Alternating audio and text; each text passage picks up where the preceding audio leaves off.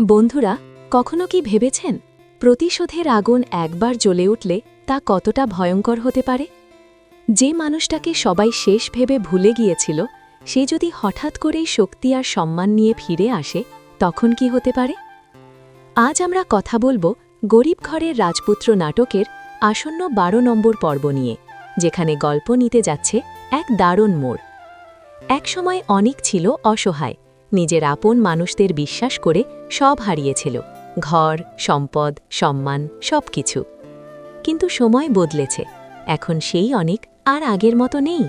সে ফিরে এসেছে আরও শক্তিশালীর হয়ে, নিজের হারানো সবকিছু ফিরে পাওয়ার লক্ষ্যে।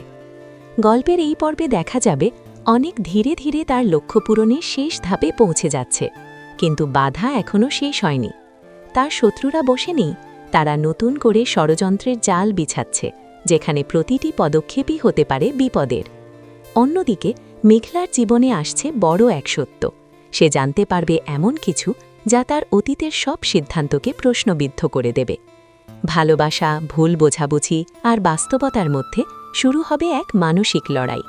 মেঘলা কি পারবে সব ভুল ঠিক করতে, নাকি সময়ের সাথে সাথে সবকিছু আরও জটিল হয়ে উঠবে? এদিকে অনিকের জীবনে নতুন যে মানুষ এসেছে, সে এখন তার শক্তি, এবং এই সম্পর্ক গল্পে তৈরি করবে নতুন উত্তেজনা।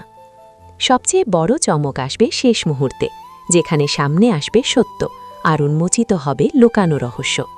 তাহলে কি অনিক শেষ পর্যন্ত জয়ী হবে, নাকি নতুন কোনো বিপদ অপেক্ষা করছে তার জন্য?